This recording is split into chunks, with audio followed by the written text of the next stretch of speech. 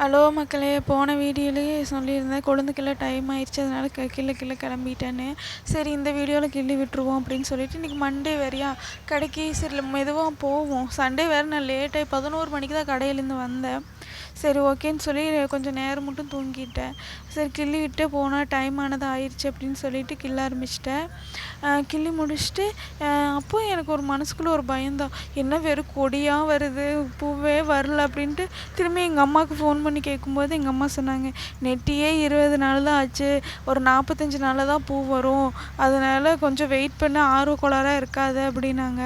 அப்போ தான் சரி ஓகே, நம்ம தான் ரொம்ப பண்ணுறோம் போல் இருக்குது, புதிய பண்ணையக்காரி இல்லை, அதனால் அப்படி தான் இருக்கும் அப்படின்னு சொல்லிட்டு நானும் கிள்ள ஆரம்பிச்சிட்டேன்.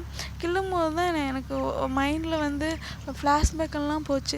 நல்லா ஸ்கூல் படிக்கும்போது எனக்கு ஸ்போர்ட்ஸில் விளையாடுறதுனா ரொம்ப பிடிக்கும்.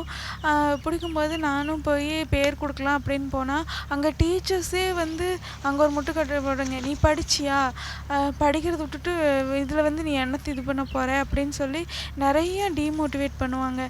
ஒன்று நம்ம நல்லா பேச தெரிஞ்சிருக்கணும், இல்லாட்டி நல்லா படிக்க தெரிஞ்சிருக்கணும். அது ரெண்டுமே எனக்கு கிடையாது. நான் வந்து இன்ட்ரோவெர்ட்னா அதிக இன்ட்ரோவெர்ட், அதனால் பேசவே மாட்டேன். அதனாலேயே எனக்கு நிறைய ஆப்பர்ச்சுனிட்டிஸ் வந்து எனக்கு கிடைக்காமையே போயிடுச்சு.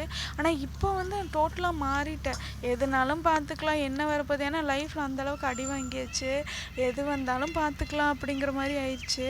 ஆனால் இப்போ வந்து நம்ம தொலைச்ச அந்த டைமு, ஸ்கூல் டைம் ஆகட்டும், காலேஜ் டைம் ஆகட்டும், எல்லாம் திருப்பி வந்து கிடைக்குமா அப்படின்னா கண்டிப்பாக கிடைக்காது. அந்த ஆப்பர்ச்சுனிட்டியும் கிடைக்காது. அதை நினைக்கும் போது கொஞ்சம் வருத்தமாக இருக்குது. இப்போ வந்து இந்த வீடியோ யாராவது பார்த்துட்ருக்கீங்க அப்படின்னா உங்களுக்கு என்ன தோணுதோ அதை வெளியே சொல்லிடுங்க. இன்ட்ரோவெர்ட்டு, நான் பேச மாட்டேன் அப்படின்னா இழப்பு நம்மளுக்கு தான், அடுத்தவங்களுக்கு ஒரு பைசா கூட கிடையாது. இது வந்து எனக்கு என்னென்னா ஏதாவது ஒருத்தங்கிட்ட சொல்லணும் அப்படிங்கிறதுனால தான் இது தேவையே இல்லாத இந்த வீடியோவில் நான் சொல்லிகிட்ருக்கேன். அவ்வளோதான். எல்லா கூடயும்